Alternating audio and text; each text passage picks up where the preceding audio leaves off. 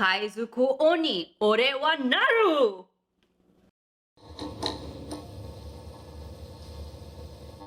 Hey everyone, welcome back to my channel. I told you that I would be back.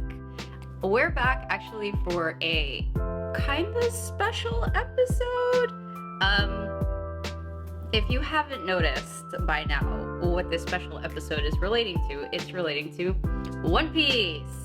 One Piece is coming upon its 1000th episode, and I thought, I'd put on some One Piece merch, I guess.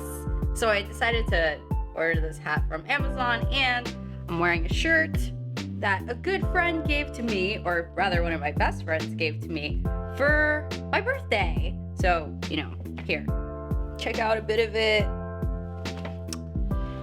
Right.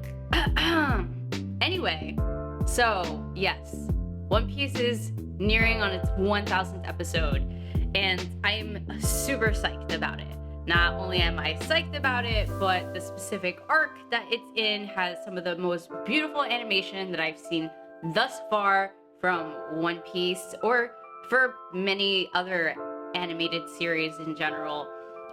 If you watch Dragon Ball Z Super, I believe that they've involved the director for some of the episodes for the latest arc, so the color, the action, it's just like super freaking stellar.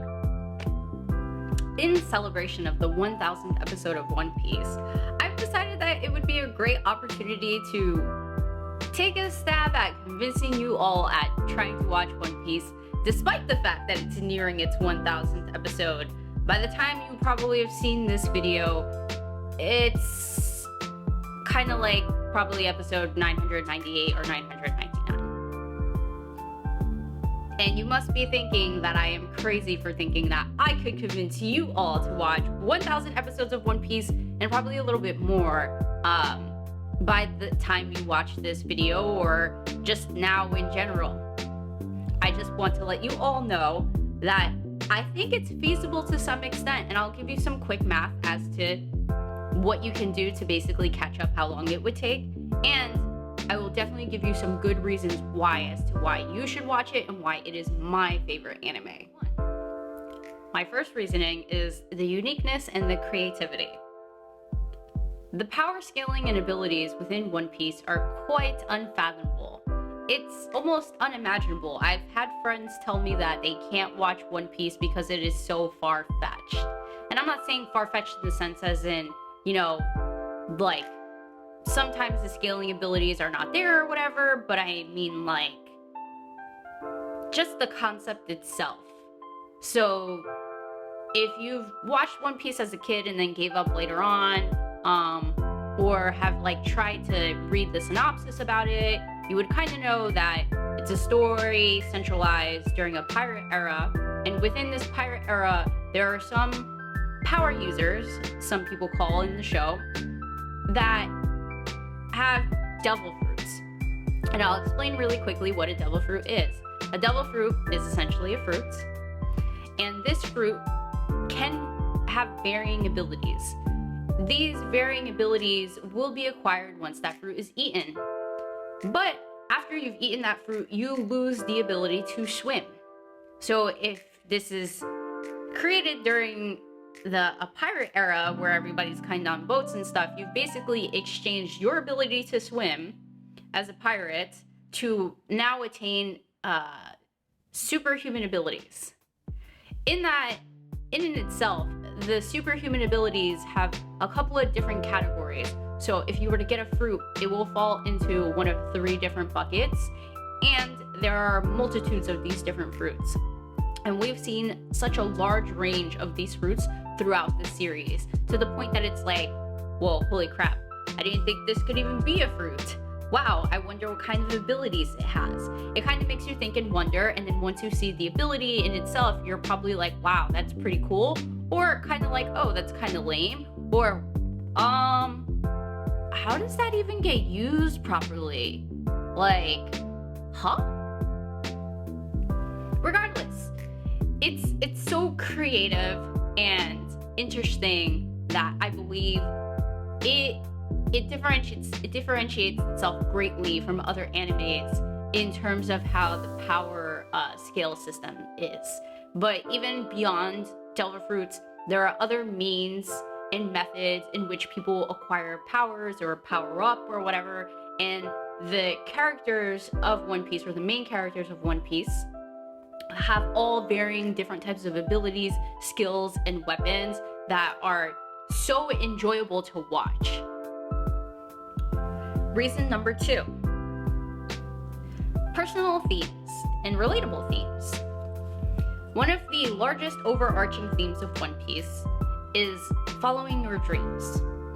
Each and every character of Luffy's crew has their own dream that they're trying to accomplish, and will go through all challenges and do anything it takes to basically accomplish those dreams. For Luffy, he wants to be the king of the pirates. That requires basically this really long adventure of venturing the world to find this thing called the One Piece. Haha, that's the name of the show.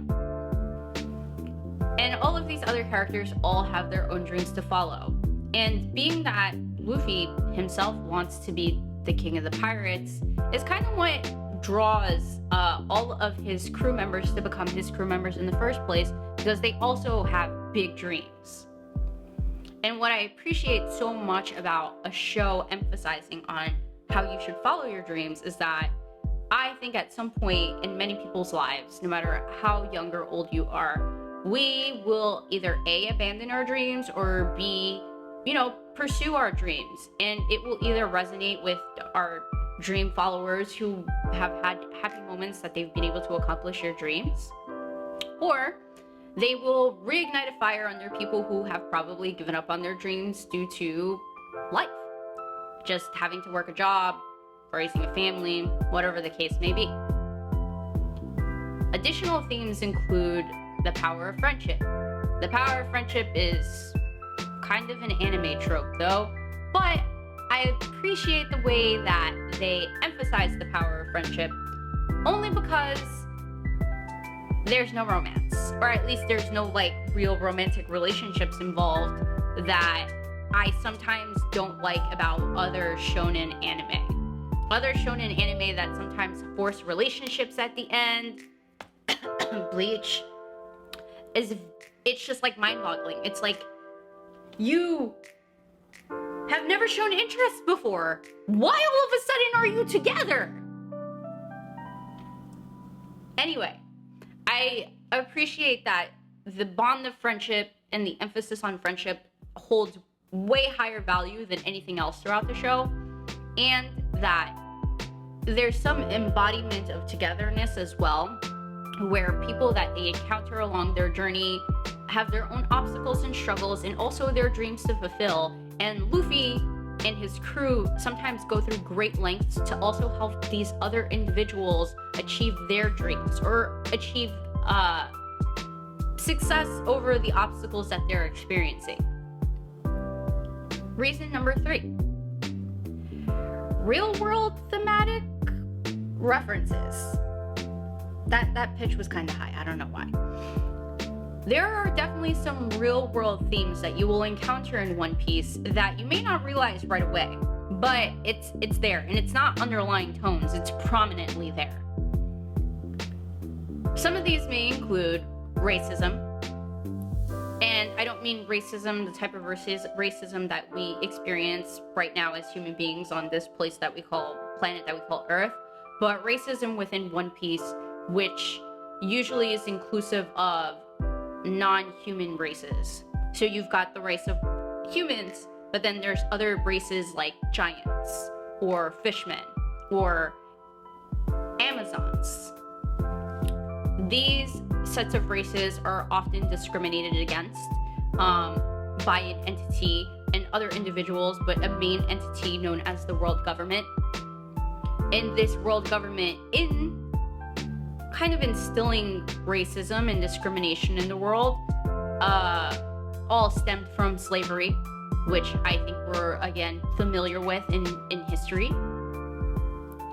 And not to continue the heavy tones for too long, there are also lots of signs of poverty, starvation, oppression of a king or a hierarchy in certain nations or countries that is strongly emphasized throughout the world and show of One Piece.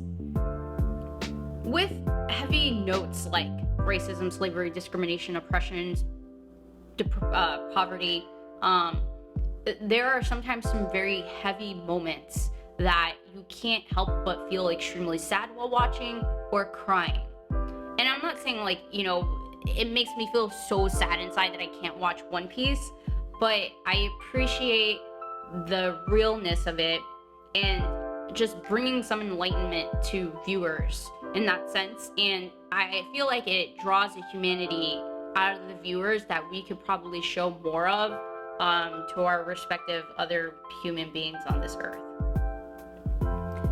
Aside from just the tear-jerking moments due to the heavy tones of certain arcs, there's also some scenes in which you just get really attached to a character, and sometimes some bad shit happens. And when this bad shit happens, you can't help but feel very sad that your favorite character is hurt or dies or it just is going through many struggles, or you get backstories on them that is also extremely sad. I think One Piece does a very good job of balancing out the fun stuff with the sad stuff. Which will bring me to my next reason.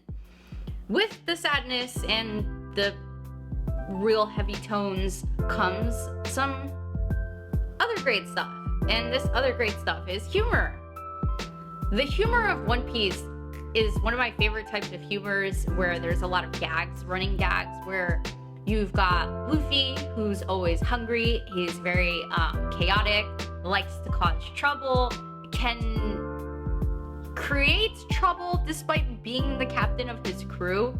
Like, he's reliable, don't get me wrong, but his crew members all know that if shit's going down, he's involved in it. And if nothing is going down and something suddenly happened, he may have been the cause of it. And I'm not talking about like bad causes, but it's just like absolute pure chaos. There's additional gags throughout the show that are quite hilarious, where you've got a crewmate that is constantly getting lost, another crewmate who cannot suppress his love for women, another crewmate who is also obsessed about money and cannot suppress their love for money. Our next reason that we'll go into is the individual character building and development. Any show that has very in-depth character building is personally a show that I'm always going to gravitate to. Because at the end of the day, you can have an amazing storyline, but if the characters don't have any depth, it's like this feels fruitless. It's not as fruitful and enjoyable. Whereas if you have great characters and the poor storyline, but also great animation, because great animation is important too, you may be able to follow along a little bit to a certain extent. But One Piece does a fantastic job of both story and characters. Now, speaking more towards the character building, you will sometimes get lengthy episode arcs to understand a character's backstory, which can be good and bad, but mostly good.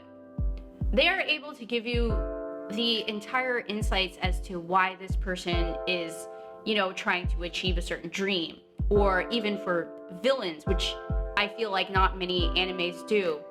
They take the opportunity to introduce the villain, introduce their intents, show us what their actions are and what harm they're doing in the storyline, but also take a moment to take a side as to why is this character this way? Why did they become evil? Because inherently we all start off as babies, so we can't all be evil. We all start off with fresh blank slates, and at some point in our lives, we are triggered to probably do bad things. One Piece does a great job of explaining that all to its viewers. And it gives villains more depth to the point that I believe One Piece has some of the greatest villain antagonist story writing. Additionally, each of the members of Luffy's crew also has backstories. As to when you get those backstories, that may vary. You may get it as soon as you are introduced to the character, or you may get it later down the line. But Oda has never neglected to provide some more depth to his main characters. With the development of these characters, as I mentioned, is also the story and the world building. The story and world building is so intricate that I am going to go ahead and say it, and I mean it, Oda is a genius. And when I say he's a genius, as you watch One Piece, you will be introduced into concepts and plots that you may not see for a long time. And when you first watch One Piece, you'll be like, wait, they just explained this whole concept to us. And I've been watching for another 200 episodes and I haven't seen it again. Like, what was the point? I think we all can say that we hate a show that introduces something and never comes back to it. It's like the most agonizing thing ever. But what happens usually is you're introduced something, let's say in episode 200, as a hint. You don't know it's a hint to something until maybe 200 episodes later. And 200 episodes later, they now start to flesh out that first introduction of it, but give you more explanation towards it. Additionally, not only is the story building genius, but the world building is super cool too. The world of One Piece has a variety of different countries, like we do on Earth.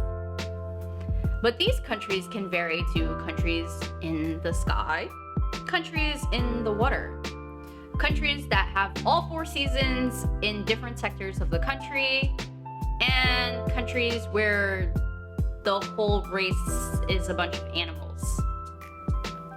Or actually, I'd even take it as far as to say the country itself is an animal. One Piece does a great job of bringing in all sorts of ideas and creativity, not only into their character building and their development, but also into the world building and the storyline creation. I believe that these are one of the main reasons as to what keeps One Piece alive and breathing, and as to why the manga has a Guinness World Record. Now, I cannot neglect that fight scenes in any type of shonen or just action anime is ultra important. And I think every single fight scene that I've seen in One Piece has been so dope and stellar that if you're not watching for the storyline or the characters, which why wouldn't you be watching for them?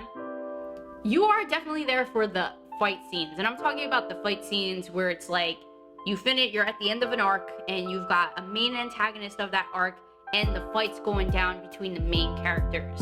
And for the most part, at almost every single arc, most of the main characters have their own fight scenes. Obviously, Luffy's fight scene is always the coolest, but we get to see all the other characters of his crew just demonstrate their skills and abilities and their powers. Additionally, specifically towards Luffy, his fight scenes are long. Like, I'm talking about many episodes long, which is another thing that I appreciate. There is nothing worse than a fight scene that's cut short or is rushed due to the fact that they're trying to complete the rest of the story. One Piece definitely takes its time, which has probably led to the reason as to why we have 1,000 episodes plus going, as well as the manga 1,000 chapters plus.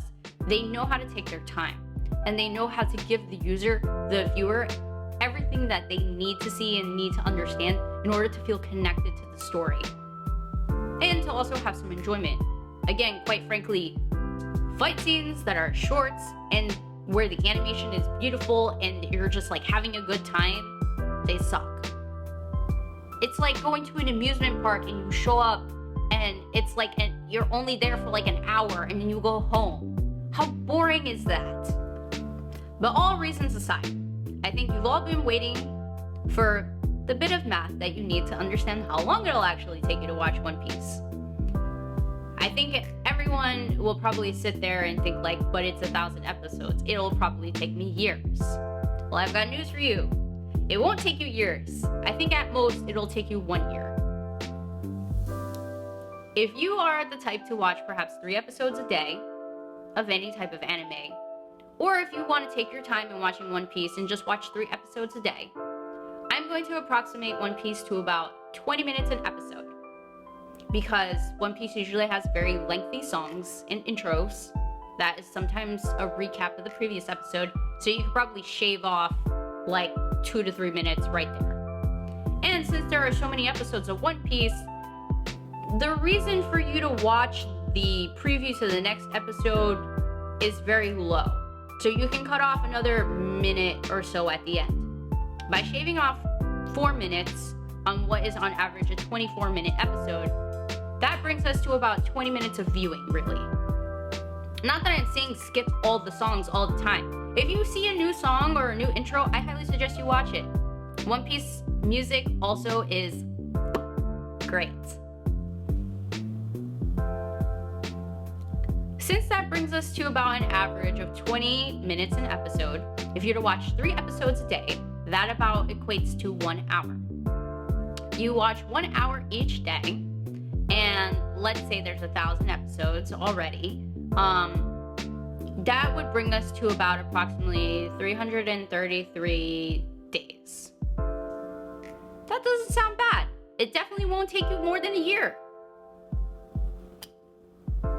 Now, if you find One Piece really interesting when you start watching it and decide to kick it up a notch, 5 episodes a day would actually bring us to about 200 days. That's 2/3 of a year. I would say that's not bad. And I think that more or less, if you're already an anime viewer, you probably tend to binge that amount anyway. Yesterday I watched like 6 episodes of One Piece because, quite frankly, I'm also catching up again, but I'm only catching up because I like to let them pile up. Because, newsflash, I'm a manga reader, so I kind of already know what's happening in the story. Now, if you want to be really ambitious, and I think you need a lot of free time for this, let's say you decide to watch 10 episodes a day. 10 episodes a day is about the equivalent of 3.5 hours each day. If we do some quick math, figure that out with additional episodes that come out each week, that brings us to about 100-ish days. Yeah, that's like 3.5 months, 4 months, which is basically what I did. So I probably don't recommend that you do it, because you will have to probably, stop hanging out with your friends unless your friends also watch One Piece. Therefore, you could turn friend dates into One Piece dates. Or neglecting your spouse or partner or significant other.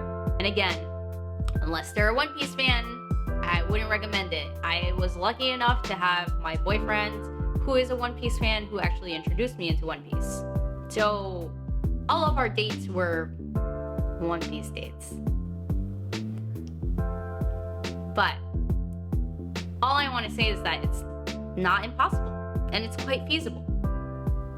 And if you're a Naruto fan or a Naruto viewer, and you finished Naruto, and probably also watching Boruto. Boruto and Naruto Shippuden combined, is approximately 900 episodes. Naruto viewers and fans, you have no excuse. If your excuse is it's too long, that's not an excuse. Now, if you were to tell me you just don't like the storyline and you've given it a try, fine. I can acknowledge and understand to some extent. But if you keep telling me that is way too long, I am gonna have to pull the book out on you and show you the math on Naruto, which is also not pretty. I hope that this has been an insightful video for you today. One Piece has a grand dynamic of characters, story building, beautiful animation that is really prominent right now in its latest arc of One Piece, some real soft tear-jerking moments, some real-world applicable heavy tones that you see throughout the series, and fun fact, there are actually quite a few characters that are kind of named after real pirates in history. Or I don't know if it's real pirates in history, but real pirates. We've got characters like Blackbeard, we've got Bartolomeo, we've got a woman called Annie Bonny, which I didn't know was a pirate up until recently. But yes, there are quite a few pirates in One Piece that also have been, you know, introduced in other literary books, concepts. Yeah. Now, if none of my reasons convinced you today, don't make me come back a second time with another video to try and convince you again. I'm just kidding. I'm just kidding. But I do hope that it just brought you an inch closer to wanting to watch One Piece or giving it another try. Now, with that being said, I am going to give you the opportunity to go start now, because there's no better time than the present. And what I do highly suggest is that if you have a friend who watches One Piece or already watched One Piece or is currently watching One Piece and all caught up, get them involved in your One Piece journey. I think One Piece is better when you have a friend to watch with, or if you have someone to talk to about. It makes the journey so much more worthwhile. And if you have a hard time getting through slower arcs, which I think we all had to go through at one point while watching One Piece, having a support system One Piece buddy is, I think, what got me through it and got other friends through it. I also would quite selfishly want more One Piece friends. Is that bad to say? Anyway, I'd like to thank you all for coming today and watching my One Piece manifesto. And hope to hear that you're all One Piece fans soon. Stay tuned for some more content and videos, and feel free to watch some other videos that I've done, or subscribe and like or comment, do whatever suits your fancy. I'll see you again soon. Bye.